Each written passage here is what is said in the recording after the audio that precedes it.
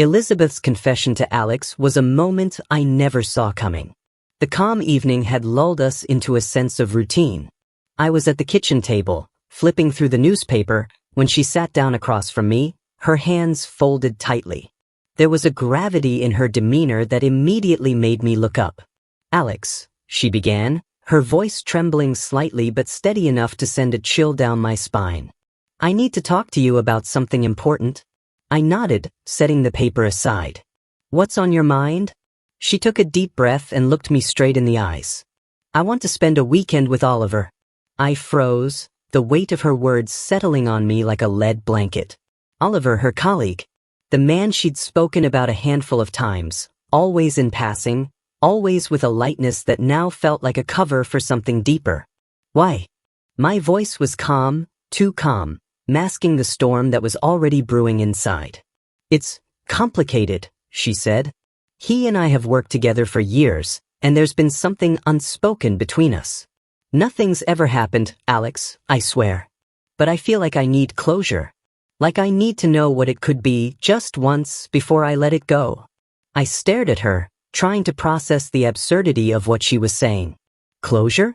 You want closure by spending a weekend with another man?" "Yes." She leaned forward, desperation creeping into her voice. "But it's not what you think. It's not about leaving you or anything like that. I just need this one last experience. And I promise it won't change anything between us." Her words felt like a slap in the face, each one cutting deeper than the last. "Do you even hear yourself, Elizabeth? You're asking for permission to betray me." "It's not betrayal," she insisted, tears welling up in her eyes. "I'm being honest with you because I love you. Because I don't want secrets between us." I thought maybe you'd understand." "Understand?" I echoed, incredulous. "You want me to understand that you're willing to throw away our marriage for a fling with some coworker?" "It's not a fling," she snapped, her voice breaking. "It's closure. It's something I need to do to move forward, to be the wife you deserve." I stood up, unable to sit still any longer. Pacing the room, I tried to find the words to articulate the tornado of emotions tearing through me: anger, betrayal, confusion, heartbreak. "Do you even hear how selfish that sounds? You're willing to risk everything we've built together for what? Some fantasy?" "It's not a fantasy," she whispered, looking down at her hands. "It's a reality I've been trying to suppress for years. And if I don't face it now, it'll always be there, haunting me, haunting us." I stopped pacing, turning to face her. "And what if this closure opens a door you can't close? What if it changes everything, Elizabeth?" "It won't," she said firmly. "I love you, Alex. You're my husband, my partner. This is just something I have to do for me. And I wanted to tell you, to give you the chance to say no, because I respect you." Respect. The word felt hollow in that moment. If she truly respected me, she wouldn't be asking this in the first place. "I need time to think," I said finally, my voice barely above a whisper. Without waiting for her response, I walked out of the room, the walls of our home suddenly feeling too confining, too stifling. That night, I lay awake in bed, the words "one last experience" looping in my mind like a broken record. Elizabeth slept beside me, or at least pretended to. I could hear her uneven breathing, feel the tension radiating from her body. The space between us had never felt so vast. Morning brought no clarity, only more questions. Over coffee, she tried to broach the subject again, but I cut her off. "I need space, Elizabeth. I need time to figure out what this means for us." She nodded, tears slipping down her cheeks, but said nothing more. The days that followed were a blur. I threw myself into work, avoiding her and the house as much as possible. Each night, I returned to find her waiting, her eyes red and puffy, her demeanor subdued.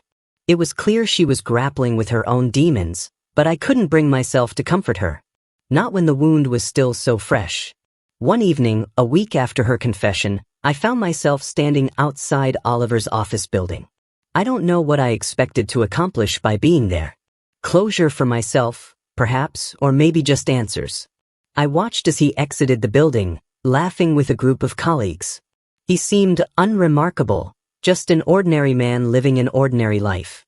And yet, he had the power to dismantle mine.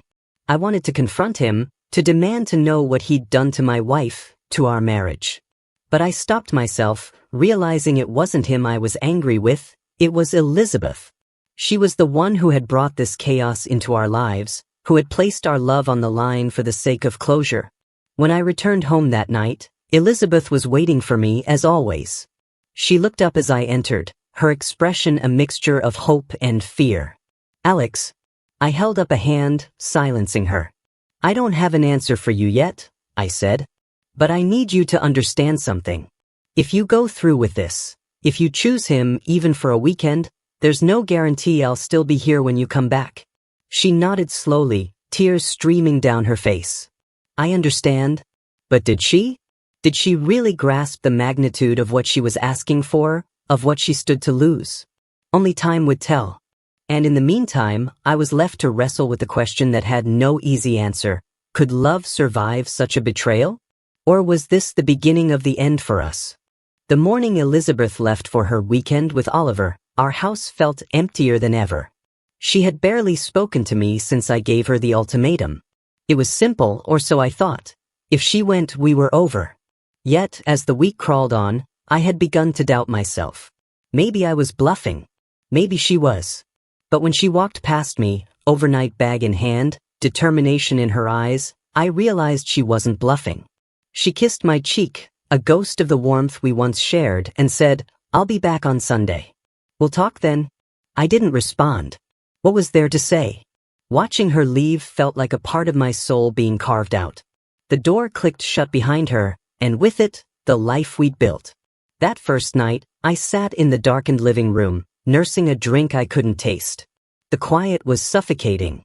Elizabeth's favorite blanket lay folded neatly on the couch. Her book rested on the side table, a bookmark holding her place. Everything in the room screamed her absence, taunting me with the reality of what she had chosen. Not me. Not us. I thought about calling someone, anyone, but the shame of admitting what was happening kept the phone in my pocket. Instead, I sat there, staring at the walls, replaying every moment of our marriage, wondering when the cracks had formed. Had I missed the signs? Was this inevitable? Or was I simply the fool who had failed to see it coming? By Saturday, anger replaced the emptiness. I couldn't believe she was actually doing this. I wanted to scream, to break something, to erase the image of her and Oliver from my mind. I imagined them together, laughing, sharing a bottle of wine, tangled in the sheets of some sterile hotel room. The thought made my stomach churn. I went for a drive, anything to escape the house that now felt like a tomb. I drove aimlessly for hours, past the park where we used to picnic, past the cafe where we had our first date, past the bridge where I proposed to her. Every memory felt like a cruel joke now, a reminder of what I thought we had and what she was so willing to throw away. By Sunday morning, my anger had turned to numb resolve. She would come back, of course. She would try to explain, to justify, to apologize. And I would listen, not because I cared about her reasons, but because I needed to hear it from her lips that she had chosen him over me. I needed to hear the final nail in the coffin of our marriage. When the door opened late that afternoon, I was sitting at the kitchen table, the same spot where she had made her confession days earlier. She walked in, her hair slightly disheveled, her face a mixture of guilt and defiance. She set her bag down by the door and hesitated, as if gauging whether she was welcome. "Alex," she began, her voice tentative. I looked up, my expression cold. "You're back." She nodded, stepping closer. "We need to talk." "No," I said, standing up. "You need to talk. I need to listen." Her hands trembled as she pulled out the chair opposite me. I don't know where to start. "Try the part where you decided our marriage wasn't worth more than a weekend with him," I said, my tone sharper than I intended. Her face crumpled, but she quickly composed herself. "It wasn't like that, wasn't it?" I snapped. "You packed a bag, walked out that door, and spent the weekend with another man. What else am I supposed to call it?" "I needed to do this, Alex," she said, her voice breaking. I needed to figure out what those feelings meant, to understand if there was anything real. And was there? I interrupted, my voice rising. "Was it real, Elizabeth? Did you get the closure you were looking for? She looked away, tears spilling down her cheeks. Yes. It was real. But it's over now. I told him I couldn't see him again. I laughed bitterly, the sound hollow and foreign even to me. How noble of you. You got what you wanted, and now you're ready to come back, like nothing happened? No, Alex, she pleaded, reaching across the table for my hand. I pulled away, and she recoiled as if I'd slapped her. I never wanted to hurt you. I thought this would help us move forward. Move forward? I repeated, incredulous. There's no moving forward from this, Elizabeth. You destroyed us the moment you walked out that door. She sobbed, burying her face in her hands. I love you, Alex. I made a mistake, but I love you. I stood up, unable to sit there any longer. Love? Don't insult me. Love doesn't do what you did.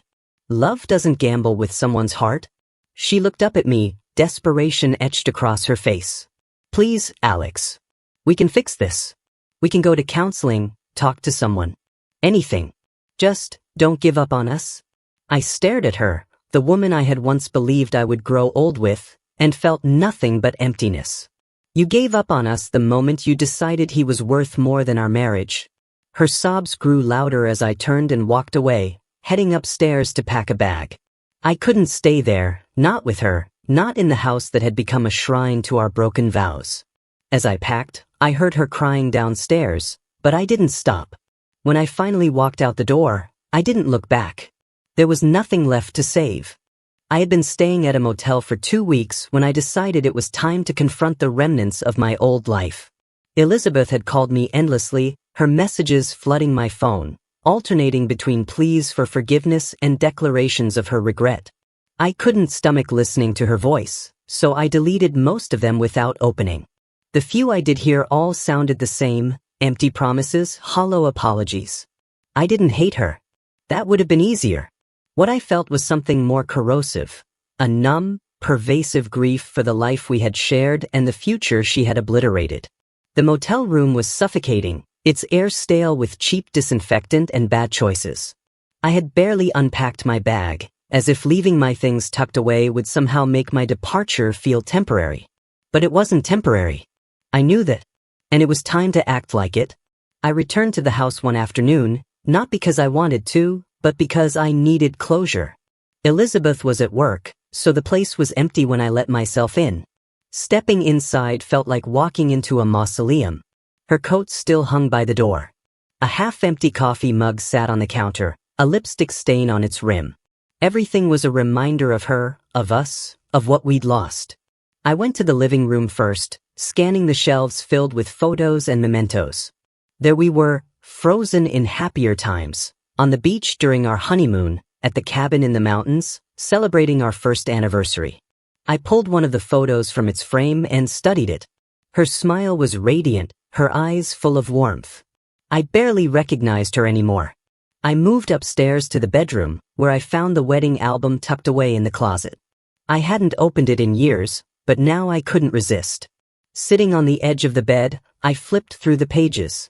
The images felt like daggers, each one piercing the fragile shell I'd built around my pain. There we were, dancing beneath twinkling lights, laughing as she smudged cake on my face, holding each other close as if nothing could ever break us. I slammed the album shut, the sound echoing in the silent room. It was a lie, all of it. A carefully curated fantasy that had crumbled under the weight of her betrayal. I stuffed the album into my bag, along with a few other things I wanted to keep. Clothes, books, my grandfather's watch. I didn't take much. Most of it didn't matter anymore. On my way out, I stopped in the living room again. The photos on the shelves seemed to mock me. Without thinking, I grabbed them one by one, pulling the images from their frames and shoving them into the trash. The glass crunched under my hands, but I didn't care. By the time I finished, the shelves were empty, the room stripped of its history. I drove to a secluded spot on the outskirts of town, a clearing I had visited once or twice before. It was quiet there, the kind of place where you could scream at the sky and no one would hear. I pulled the wedding album from my bag and set it on the ground. For a moment I just stared at it, hesitating. But then the anger surged, drowning out everything else. I struck a match and dropped it onto the album.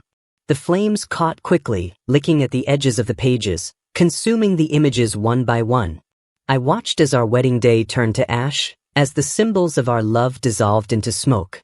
It felt cathartic, in a way, like I was finally taking control of something she had stolen from me. When the fire died down, leaving only charred remnants behind, I felt lighter. Not whole, not healed, but lighter.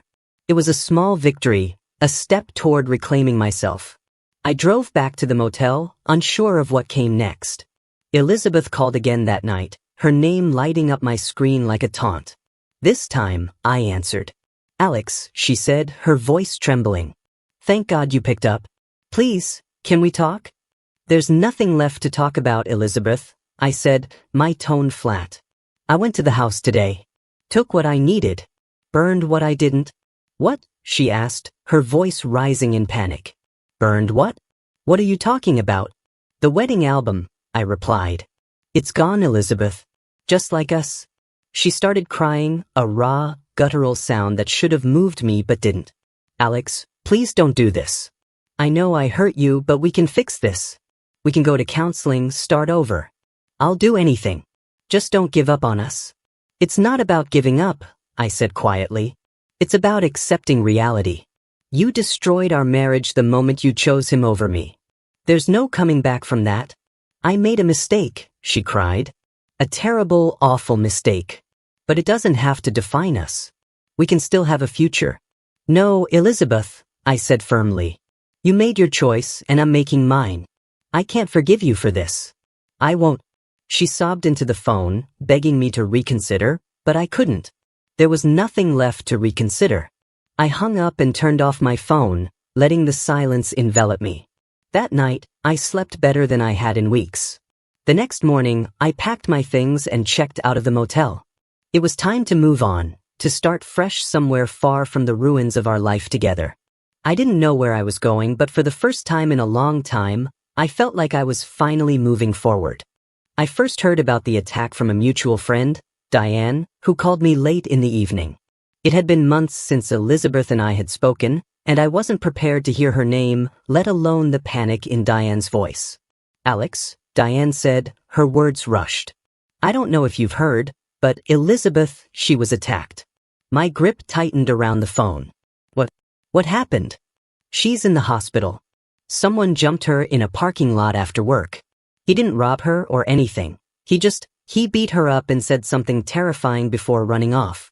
My mind raced. Elizabeth had never been one to attract trouble. "What did he say?" Diane hesitated, then finally answered. "He told her to stay away from married men." The words hit me like a punch to the gut. "Jesus Christ," I muttered. Is she okay?" "She'll recover," Diane said, her voice strained. "Bruised ribs, a black eye, a concussion. But she's shaken. The police are involved, but she won't talk to them." "Is she scared, Alex?" I felt a mix of emotions, anger, confusion, and a strange pang of concern I didn't want to acknowledge. Elizabeth might have destroyed our marriage, but she didn't deserve this. No one did. After hanging up, I paced the length of my apartment, the details Diane had shared looping in my head. The attack wasn't random. Someone knew about her involvement with Oliver. Someone had taken it upon themselves to punish her. The thought made my stomach churn. The next day, I drove to the hospital, unsure of why I was even going. I told myself it was out of curiosity, maybe even a sense of duty, but deep down, I knew there was a part of me that still cared. No amount of betrayal could erase years of love entirely. When I arrived, I hesitated outside her room. Through the small window, I could see her lying in bed, her face swollen and bruised. It was jarring, seeing her like that, so vulnerable, so unlike the Elizabeth the first had known. I knocked softly before entering. Her eyes flicked toward me, widening in surprise. "Alex," she said, her voice hoarse. "What are you doing here?" "I heard what happened," I said, standing awkwardly near the door. "Diane called me." She looked away, her expression unreadable. "You didn't have to come." "I know," I said. "But I did." The room fell into an uncomfortable silence. I didn't know what to say, and she didn't seem eager to fill the void. Finally, I pulled a chair closer to the bed and sat down. Do you know who did this? I asked. She shook her head. Oh. He wore a mask. But he knew about Oliver. I nodded slowly, trying to piece it together. It could have been someone from work. Maybe someone who found out about you too. Maybe, she said, her voice barely above a whisper. Or it could have been... I recoiled, the accusation stinging. Me? You think I'd do something like this? I don't know, Alex, she said, tears welling up in her eyes. You were angry. You had every right to be. I was angry, Elizabeth, I said, my tone firm. But I'm not a monster. Her shoulders sagged and she let out a shaky breath. I didn't mean it. I don't know who to trust anymore. I leaned back in the chair, trying to process everything. What exactly did he say? She hesitated before answering. He said, stay away from married men, or next time it'll be worse. Then he hit me again and ran off. The words sent a chill down my spine. Whoever this guy was, he was unhinged. And he wasn't just targeting Elizabeth, he was making a point. Have you told the police everything? I asked. She shook her head. What's the point? They'll just write it off as some random attack. It wasn't random, I said sharply. This guy knew things about you. He knew enough to hurt you and send a message. Her eyes filled with tears again. I've already ruined my life, Alex. Now someone else wants to make sure I pay for it. I don't know how much more I can take. Her vulnerability caught me off guard. The Elizabeth the first knew was strong, self-assured, sometimes to a fault. Seeing her like this, broken and scared, made something inside me soften. Against my better judgment, I reached out and placed a hand over hers. You need to tell the police everything, I said. Even if it's painful, even if it means admitting things you'd rather keep hidden. This guy isn't going to stop until he's caught. She nodded slowly, but her eyes were filled with doubt. I don't know if I can. You can, I said firmly. And you have to. We sat in silence for a while after that, the weight of everything hanging heavy in the air. When I finally stood to leave, she looked up at me, her expression tentative. Thank you, she said. For coming. I nodded, not trusting myself to speak. As I walked out of the hospital, I felt a strange mix of emotions, anger at the man who had attacked her, pity for the woman she had become, and a lingering sadness for what we had lost. Whoever this guy was, he had crossed a line. And while I couldn't forgive Elizabeth for what she had done, I couldn't stand by and watch her be destroyed either. Not like this. I was sitting at my desk, lost in the monotony of spreadsheets, when the phone rang. The name on the screen caught me off guard. Diane. We hadn't spoken since I visited Elizabeth in the hospital. My first thought was that she had more news about the attack, but the tone of her voice when I answered told me it was something else entirely. Alex, Diane began, her voice shaky and uneven. I don't know how to say this, but Elizabeth is gone. My immediate reaction was confusion. Gone? What do you mean gone? She passed away, Diane said, her words hesitant, as if she wasn't sure how much detail I could handle. There were complications. From a surgery. It took me a moment to process what she was saying. Surgery? I repeated as though the word itself didn't make sense. She went in for something cosmetic, Diane explained, her voice laced with hesitation, as though saying it aloud might make it worse. It was supposed to be routine, but there were complications during recovery. Her heart gave out. I leaned back in my chair, the phone pressed to my ear, struggling to comprehend. A strange, hollow sensation settled in my chest. Not quite shock, not quite grief. What? When did this happen? I asked, my voice sounding distant even to myself. Last night, Diane said softly. Her mother asked me to let you know. They thought you should hear it from someone close. I didn't know how to respond. Okay, I said finally, the word feeling inadequate. Thank you for telling me.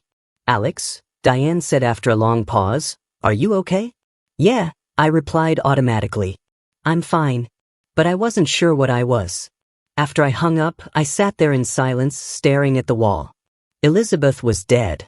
The woman I had loved, the woman who had betrayed me, the woman who had once been my entire world, gone. Just like that. I didn't cry. I didn't rage or throw anything. I just sat there, trying to feel something other than the odd detachment that had taken hold of me. It was as if my emotions had been packed away months ago, and now, when I reached for them, I found only empty shelves. Later that evening, I went for a drive, aimlessly navigating the city streets. Memories of Elizabeth flickered in my mind, unbidden.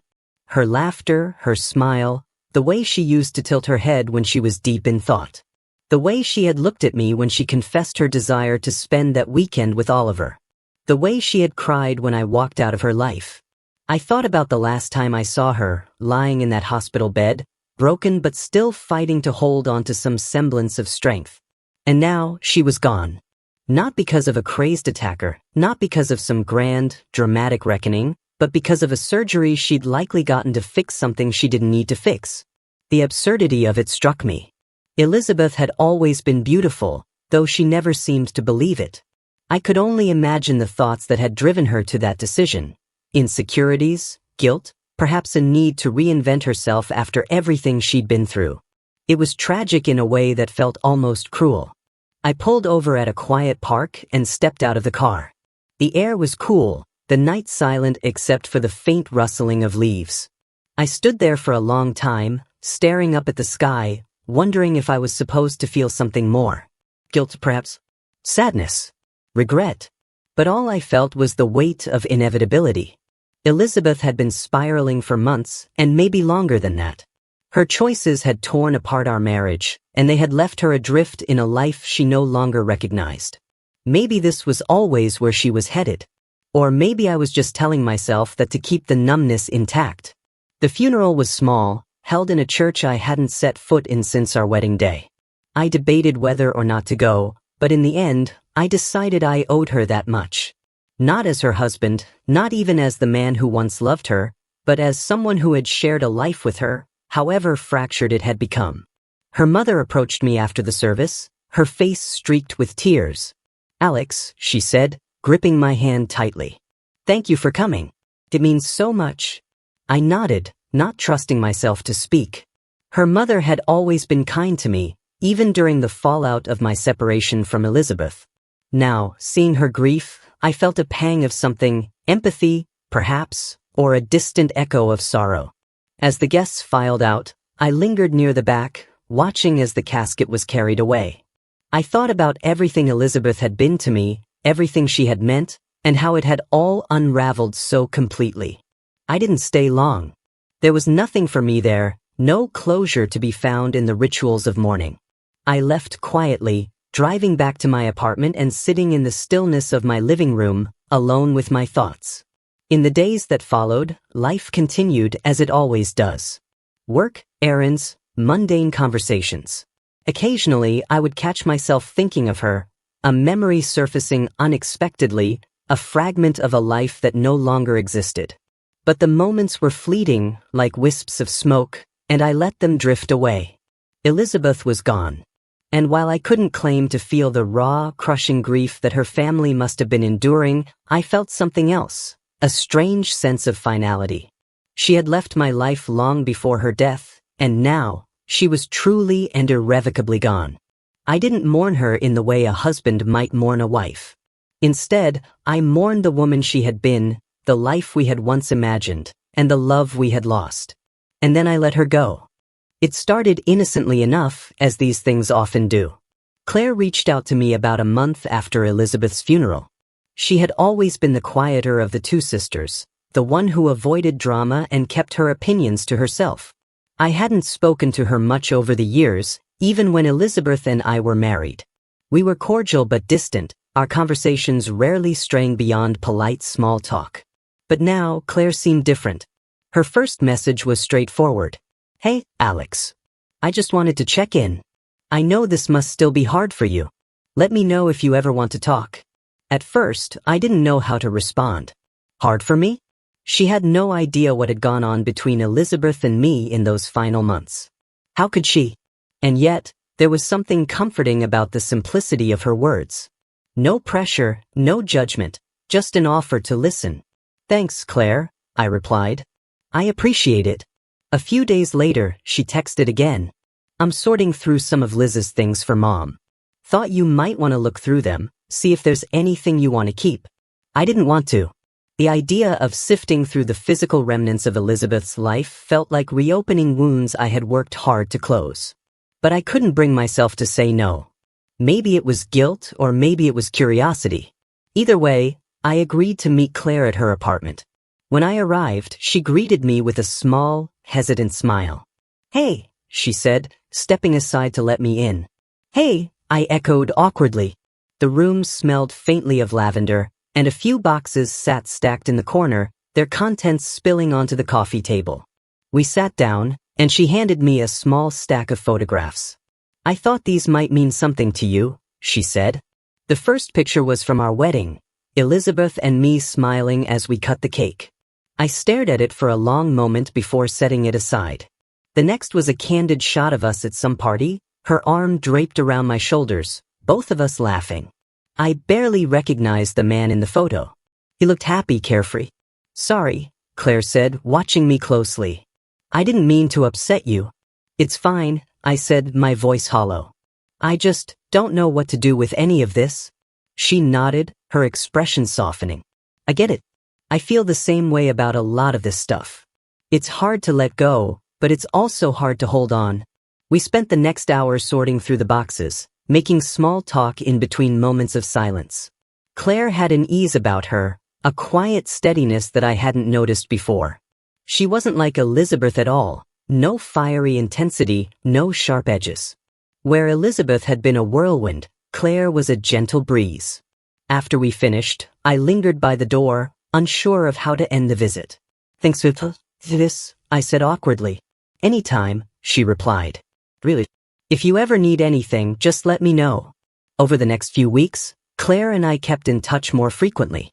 At first, it was mostly about practical things, dealing with Elizabeth's estate, coordinating with her mother. But gradually, our conversations shifted. We started talking about other things: work, family, the absurdity of life. One evening, she invited me over for dinner. "It's nothing fancy," she said over the phone. "Just pasta and wine. But I figured you could use a good meal." I hesitated before agreeing. The idea of spending an evening with her felt strange, like I was crossing some invisible line. But when I arrived, she greeted me with that same warm smile, and the tension in my chest eased. We ate in her small dining room, the sound of her favorite jazz playlist filling the spaces between our words.